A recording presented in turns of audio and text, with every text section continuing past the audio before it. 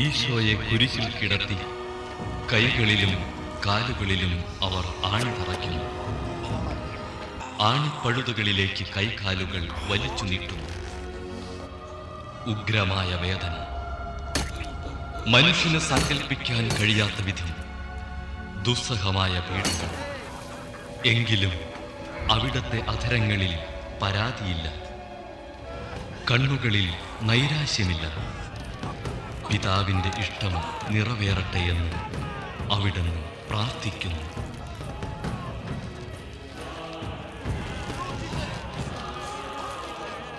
കർത്താവെ അനുഗ്രഹിക്കണമേ. പരിശുദ്ധ ദൈവമാതാവേ, അങ്ങയുടെ കുമാരന്റെ തിരുമുറിവുകളെ ഞങ്ങളുടെ ഹൃദയത്തെ അലിപ്പിച്ചുറപ്പിക്കണമേ.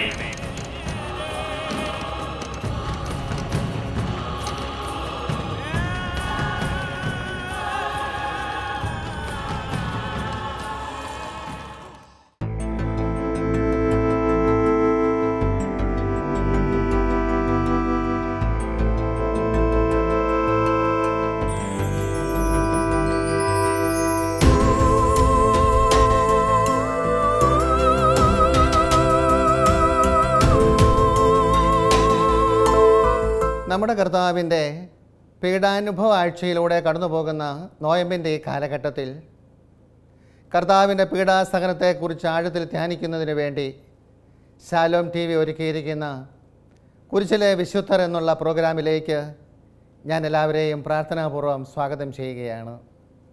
പഞ്ചക്ഷതങ്ങൾ അഥവാ കർത്താവിൻ്റെ 5 തിരുമുറിവുകൾ എന്നുള്ള ആ വിഷയത്തെക്കുറിച്ച് ധ്യാനിക്കുമ്പോൾ എൻ്റെ മനസ്സിലേക്ക് കടന്നു വരുന്ന കുരിശിൻ്റെ വഴിയിലൊരു പ്രാർത്ഥന ഇപ്രകാരമാണ്: പരിശുദ്ധ ദൈവമാതാവേ, ക്രൂശിതനായ കർത്താവിൻ്റെ തിരുമുറിവുകൾ എൻ്റെ ഹൃദയത്തിൽ പതിപ്പിച്ചുറപ്പിക്കണമേ.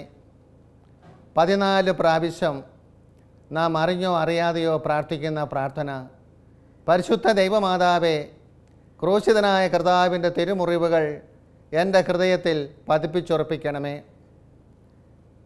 പീഡാസഹന വേളയിൽ ഈശോയുടെ ശരീരത്തിൽ ധാരാളം മുറിവുകൾ ഉണ്ടായിട്ടുണ്ട്. ഈ മുറിവുകളെല്ലാമാണോ ഈ 5 തിരുമുറിവുകൾ എന്ന ആ വാക്കുകളിലൂടെ വിവക്ഷിക്കുന്നത്? അല്ല. അത് മനസ്സിലാക്കണമെന്നുണ്ടെങ്കിൽ ലൂക്കായുടെ സുവിശേഷം 24-ാം അധ്യായം 38-39 തിരുവചനങ്ങളിലേക്ക് നമുക്ക് കടന്നു വരാം. ഉത്ഥിതനായ ഈശോ തൻ്റെ ശിഷ്യന്മാർക്ക് പ്രത്യക്ഷപ്പെടുന്ന രംഗം. അവർ അസ്വസ്ഥരായി, അവർ സംശയിച്ചു. ഈശോ അരുളി ചെയ്യുകയാണ്: നിങ്ങൾ അസ്വസ്ഥരാകുന്നത് എന്തിന്? നിങ്ങളുടെ മനസ്സിൽ ചോദ്യങ്ങൾ ഉയരുന്നതും എന്തിന്? എൻ്റെ കൈകളും കാലുകളും കണ്ട് ഇത് ഞാൻ തന്നെയെന്ന് നിങ്ങൾ മനസ്സിലാക്കുവിൻ. ഞാൻ ഈ തിരുവചനഭാഗം വായിക്കുമ്പോൾ ഓർത്തിട്ടുണ്ട്, വാസ്തവത്തിലൊരു വ്യക്തിയുടെ മുഖത്തേക്ക് നോക്കിയല്ലേ ആ വ്യക്തിയെ നാം തിരിച്ചറിയുന്നത്. പിന്നെ എന്തുകൊണ്ടാണ് ഈശോ കൈകളിലും കാലുകളിലും നോക്കുവാനായിട്ട് ആവശ്യപ്പെട്ടത്? ആ കൈകളിലും കാലുകളിലും ആണിപ്പഴുതുകളുടെ പാടുകളുണ്ടായിരുന്നു.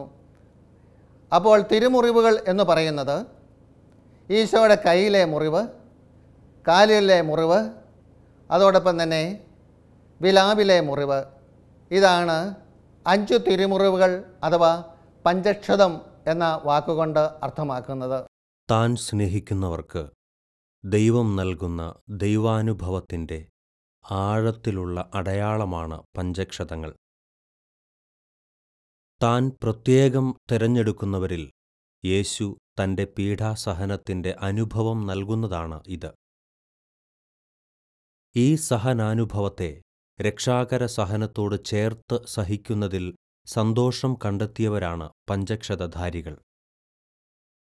വിശുദ്ധ ഫ്രാൻസിസ് അസീസിയുടെ കാലഘട്ടത്തോടു കൂടിയാണ് പഞ്ചക്ഷതങ്ങളെക്കുറിച്ച് സഭ ആധികാരികമായി പഠിക്കുകയും അത് ദൈവീക ഇടപെടലാണെന്ന് അംഗീകരിക്കുകയും ചെയ്തത്.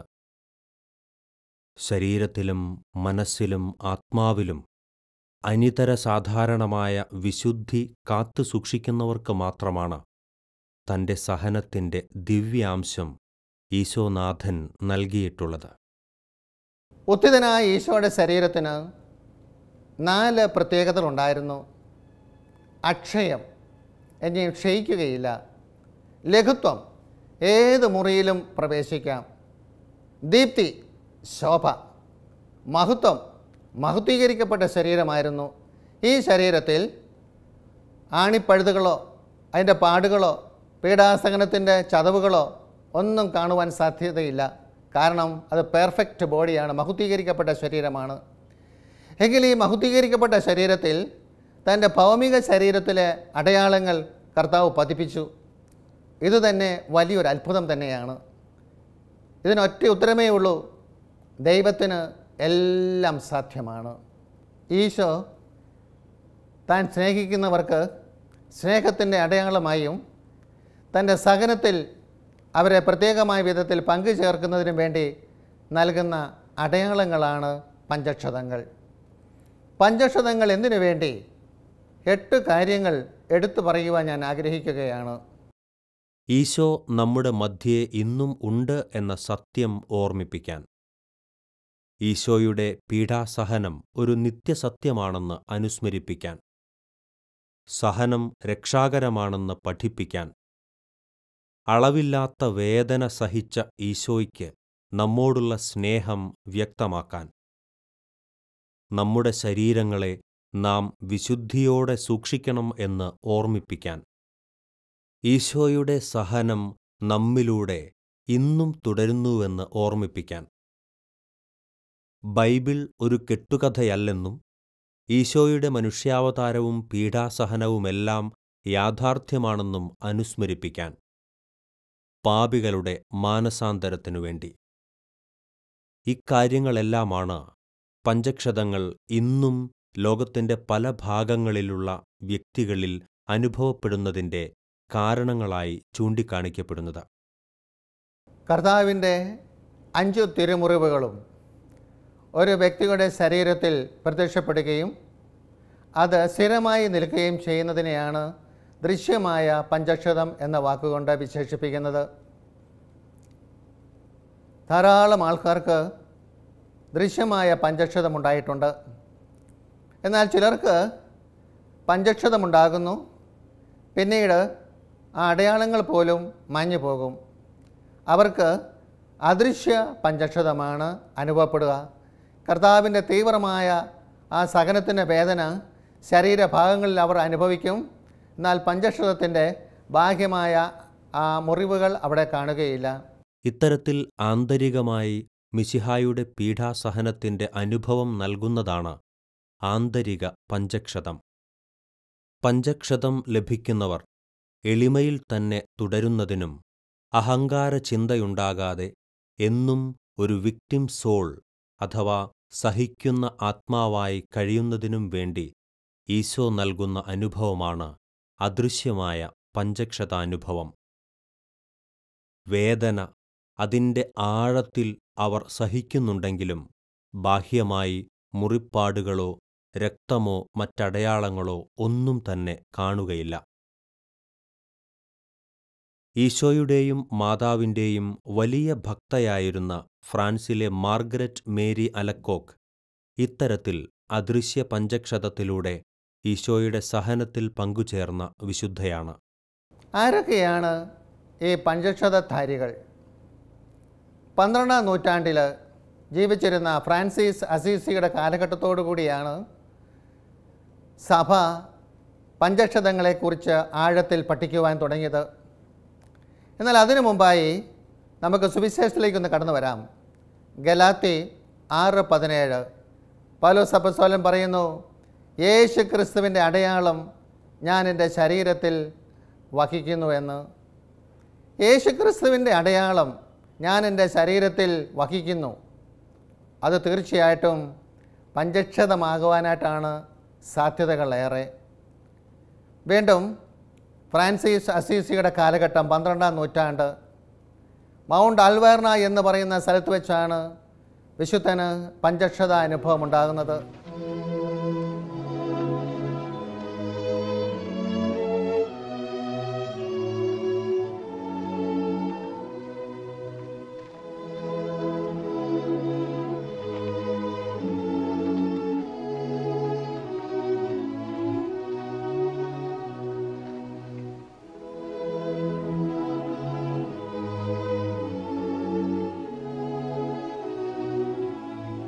Father in heaven, forgive this man who covets thy suffering and clamors for a grace he has not earned. Abase me, that my brothers may rise. Punish me, that men may raise up even a little way by the pattern of thy pain in me. God, take me to thyself soon. And with a loud voice he cried, Father, Father, why hast thou forsaken me? Oh, my despair is not worthy to be seen in the light of thy great agony. I love thee, thy heavens, thy glory, thy cross.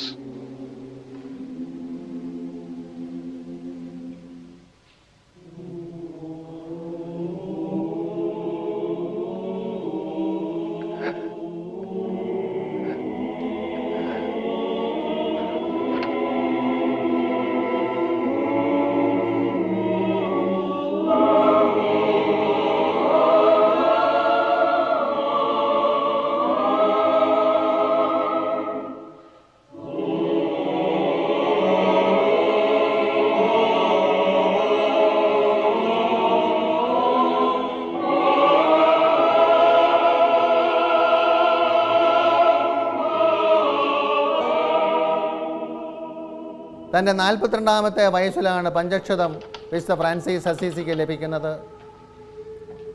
പിന്നീട് 2 വർഷത്തോളം പ്രകടമായ പഞ്ചക്ഷതത്തിൻ്റെ അനുഭവം Francis അസീസിക്കുണ്ടായിരുന്നു. What is it, Father Francis? Where's Angelo?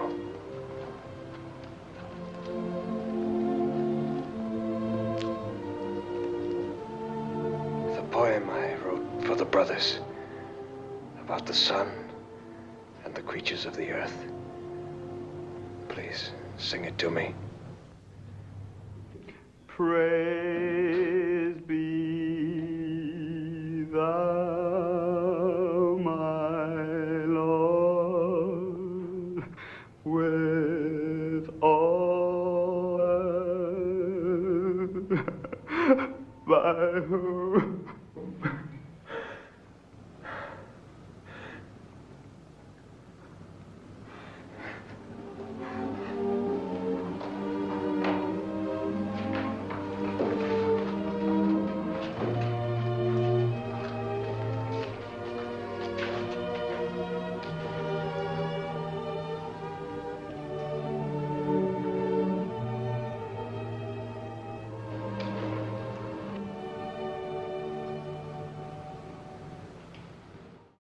പാപികൾക്കു വേണ്ടിയും യേശുവിനോടുള്ള തീക്ഷ്ണമായ സ്നേഹത്തെ പ്രതിയും സഹിക്കാനുള്ള ഹൃദയം തനിക്ക് നൽകണമേ എന്ന് പ്രാർത്ഥിച്ചുകൊണ്ടിരുന്നപ്പോഴാണ് വിശുദ്ധന് തിരുമുറിവുകളുടെ അനുഭവം സ്വന്തം ശരീരത്തിൽ അനുഭവപ്പെട്ടത്.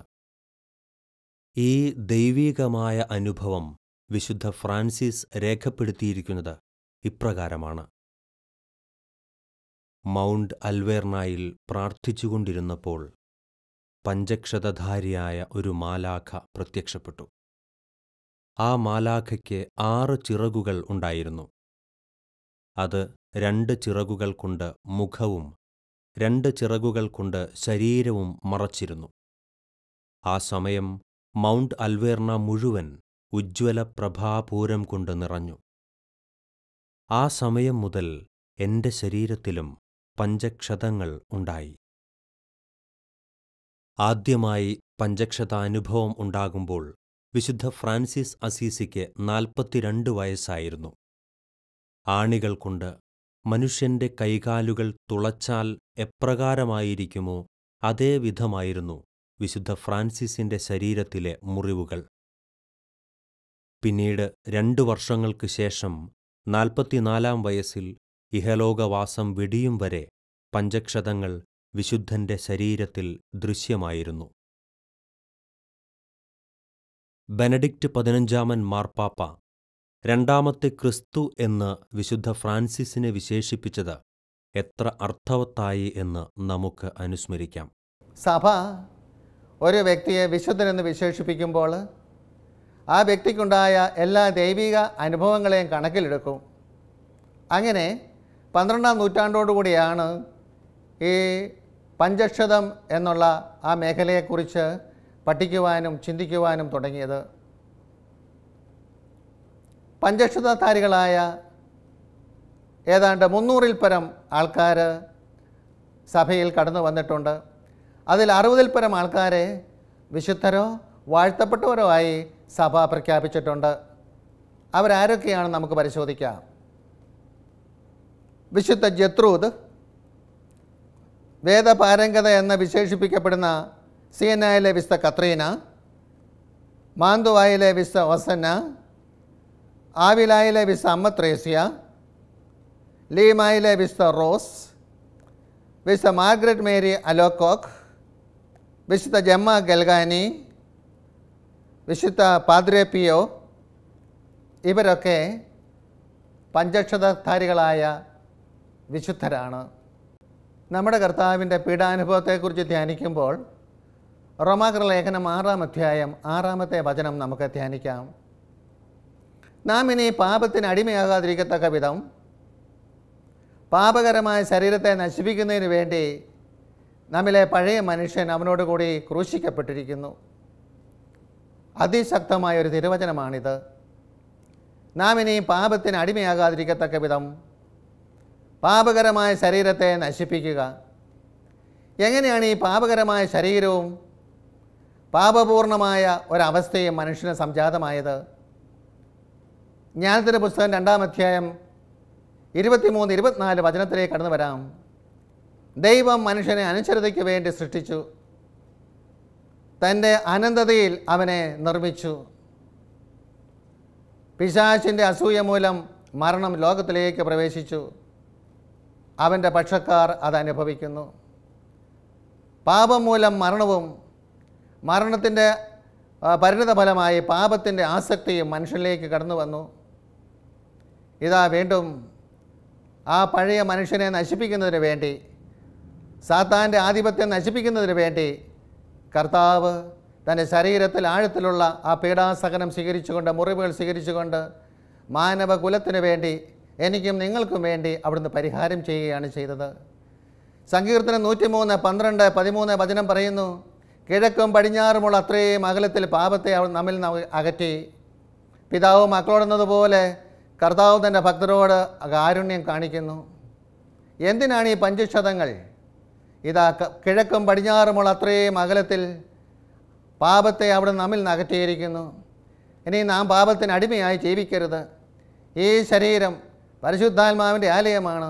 ഈ ശരീരത്തിൽ നാം ദൈവത്തെ മഹത്വപ്പെടുത്തണം. റോമ 14:7 പറയുന്നു, നാം ജീവിച്ചാലും മരിച്ചാലും നാം ക്രിസ്തുവിനുള്ളവരാണ്.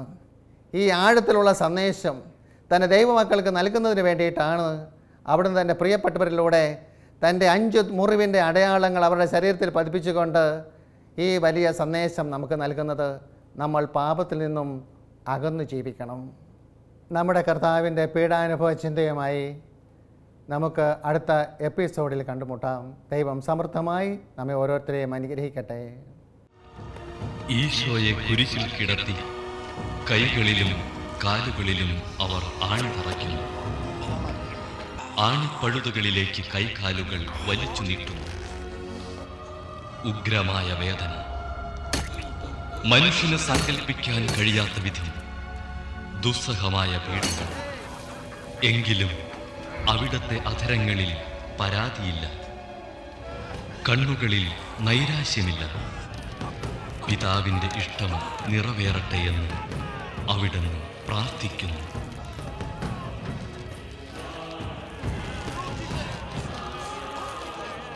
കർത്താവെ അനുഗ്രഹിക്കണമേ. പരിശുദ്ധ ദൈവമാതാവേ, അങ്ങയുടെ കുമാരന്റെ തിരുമുറിവുകളെ ഞങ്ങളുടെ ഹൃദയത്തിൽ അർപ്പിച്ചുറപ്പിക്കണമേ.